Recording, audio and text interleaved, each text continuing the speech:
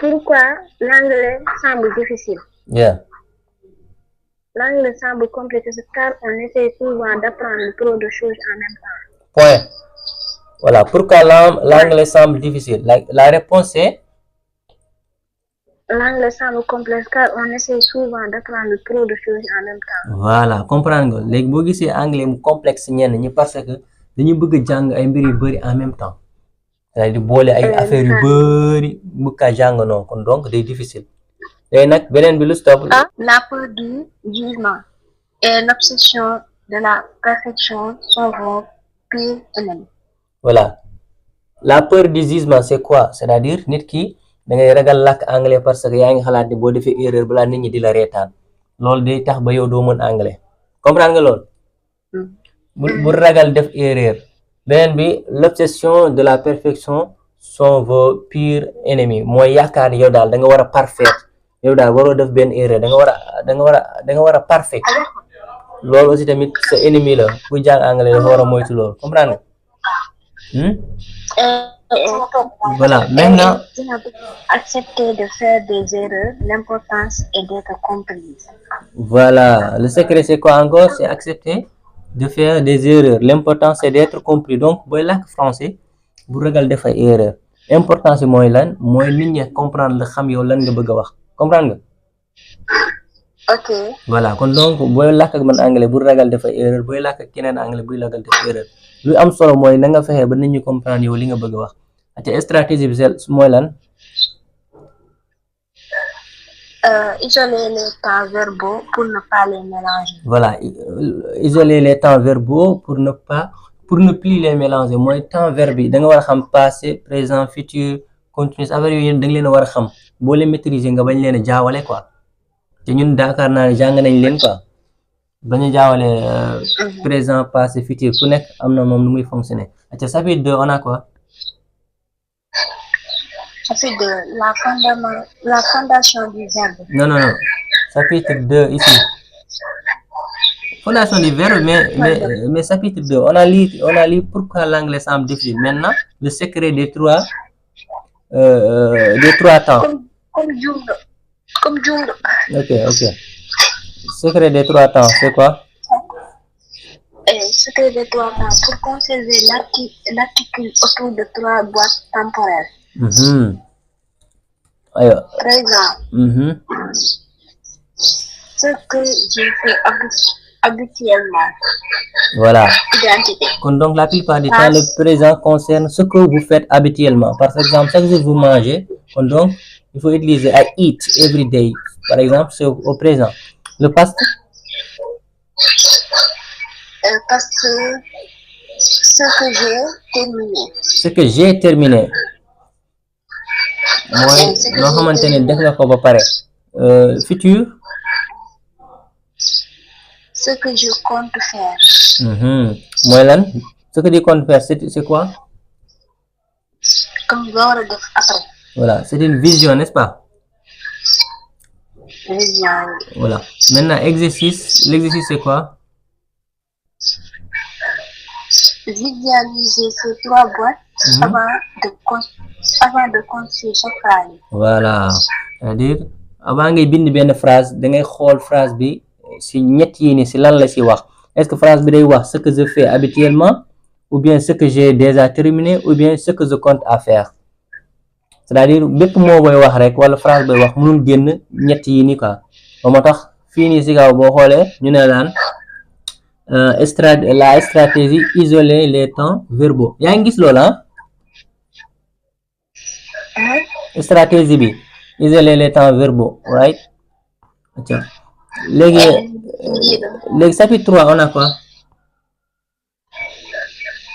Chapitre 3 le neutron répétition. La répétition est le muscle de la mémoire. C'est-à-dire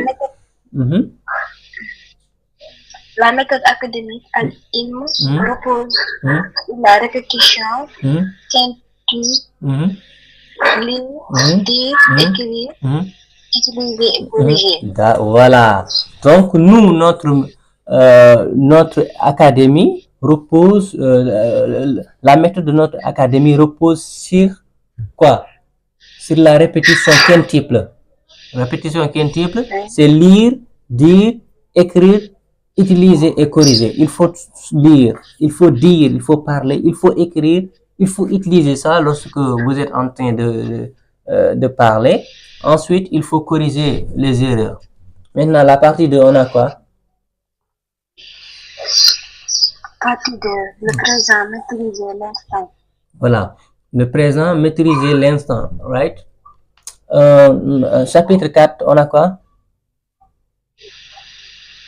Présent simple, affirmation. Continue. Utilisé pour les vérités générales et les habitudes. Voilà. Règle cruciale. Le S, à la troisième question du singulier, he, she, it. Exemple? I work every day. He works. Le S, règle cruciale, le S. He works. Works. Gisoo S bi moom da ko def benn S majuscule. Voilà, pourquoi? Pour que vous prononcez le S. He works every day, right? He works every day. Maintenant, chapitre 4, ce chapitre 4 là, c'est le présent simple. Présent simple, c'est l'affirmation. L'affirmation ici, c'est quoi? Utiliser, ensuite, utiliser pour les vérités générales et les habitudes. Donc, présent, quand vous utilisez les vérités générales, par exemple, l'eau bout à 100 degrés, c'est la vérité yoo xamante ni ñëpp xam nañ ko quoi, wala scientifique yi prouvé nañ ko. Beneen aussi tamit lépp loo xamante ne da nga koy tàmm di ko def nga koy répéter, loolu aussi tamit da nga ko si boole, right? Règle cruciale bi li nga war a jàpp toujours booy conjuguer verbe au présent mooy le S à la troisième personne du singulier. saa yoo amee he, she, it da nga war a def S, loolu bu ko mës a fàtte baax na. Voilà. Maintenant, chapitre 5, on a quoi? La forme négative. Voilà, la forme négative. Tiens, la forme négative. Continuez, lisez. Don't. Pour lier au présent, on utilise aussi le do. Exemple? I don't know. Aywa. She? Doesn't know. Lisez le reste. Le S du verbe disparaît car il est dans l'auxiliaire. Voilà. Est-ce que vous avez compris ici? Chapitre 5. J'ai compris. Voilà, la forme négative don't et doesn't. Pour nier, c'est-à-dire pour faire la négation au présent, on utilise l'auxiliaire to do, right? On utilise l'auxiliaire to do, on a un exemple, I don't, en parenthèse, do not, don't. She doesn't, en parenthèse, does not, doesn't. Le S du verbe disparaît car il est dans l'auxiliaire. Ayo, chapitre 6, on a quoi? L'art de poser des questions. Voilà. Donc, il faut avoir l'art de poser des questions et l'habitude aussi de poser des questions. Lisez la phrase suivante. Commencez toujours par l'auxiliaire ou un mot en WH. Exemple? Do you speak English? Where do you work? C'est-à-dire, la plupart du temps, lorsque vous essayez de poser une question, il faut utiliser le WH question. WH. Par exemple, do you speak English? Ça signifie quoi? Ça signifie quoi, do you speak English? Est-ce que tu parles anglais? Voilà. L'autre, where do you work? Ça signifie quoi? Ça signifie work. Work. Work, c'est travail. W-O-R-K. Work, c'est travail. Est-ce que tu travailles? Non, where, ça signifie quoi? Where? Pourquoi? Non, where, c'est où. Ok, où? Où le lit, en fait. C'est bon. Où, Mhm. euh, Où travaillez-vous en fait? On vous pose une question. où travaille. Voilà. C'est bon, hein? Maintenant, il faut noter ces deux mots-là. Where and où. Where c'est où? Do you work? Où travaillez-vous? Voilà. Maintenant, on va passer à l'étape suivante. Attends, je vais revenir dans le PDF. Voilà. Partie 3. Grand 3, quoi. Le passé. Non. Le passé raconte son histoire, right? Aywa, exemple, chapitre 7. Ok, lisez-moi ce chapitre. Passé simple. Le verbe do aider. Pour les verbes réguliers, à la fin est toujours en aider. Exemple. I started. Started. My business. Started. My Well, business. My business. Last year.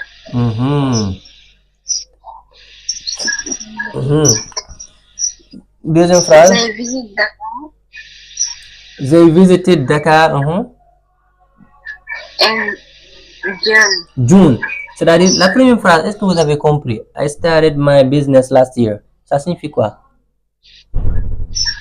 Last year when year.